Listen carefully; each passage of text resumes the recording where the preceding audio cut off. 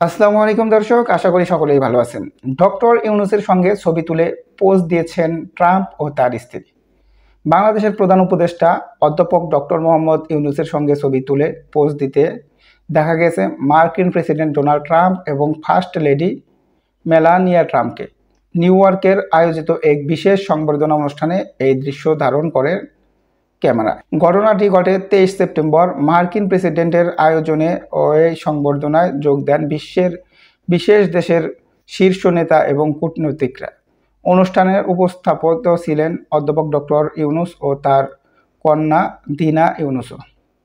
অর্থাৎ এখানে বিশ্বের সবথেকে প্রভাবশালী এবং যারা সবথেকে সম্মানিত সেই সকল লোকদের নিয়ে একটা সংবর্ধনার অনুষ্ঠান করেন ডোনাল্ড ট্রাম্প ও তার স্ত্রী। আর সেই সংবর্ধনায় উপস্থিত ছিলেন আমাদের প্রধান উপদেষ্টা ও তার মেয়ে দিনা ইসলাম। ছবিতে দেখা যায় প্রেসিডেন্ট ট্রাম্প ও ফার্স্ট লেডি মেলানিয়া হাসিমুখে অধ্যাপক ইউনূস ও তার কন্যার পাশে দাঁড়িয়ে আছেন।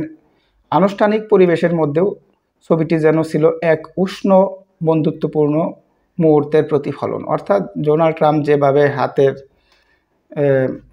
স্যাম্বল দেখেছেন তাতে মনে হচ্ছে যে তাদের সাথে সুগভীর সম্পর্ক এবং তাদের খুবই গুরুত্ব পেয়েছে ডক্টর ইউনূস ও তার সন্তান ওই অনুষ্ঠানে।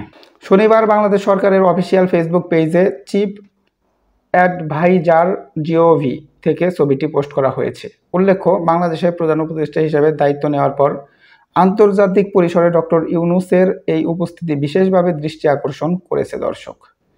যুক্তরাষ্ট্রের প্রেসিডেন্ট ও ফার্স্ট লেডি সঙ্গে একই ফ্রেমে তার অবস্থানকে কূটনৈতিক দৃষ্টিকোণ থেকে তাৎপর্যপূর্ণ বলে মনে করেছেন অনেকেই। বিশ্লেষকদের মতে এই ছবি শুধু সৌজন্যমূলক বিনিময়ের প্রতিচ্ছবি নয়, বরং বাংলাদেশের বর্তমান নেতৃত্বে আন্তর্জাতিক অঙ্গনে নতুনভাবে তুলে ধরার ইঙ্গিত বহন করেছেন। অর্থাৎ এই যে অবস্থাটা হয়েছে ডক্টর ইউনূস ও তার মেয়ের সাথে, আসলে এটা নর্মাল কোনো বিষয় না।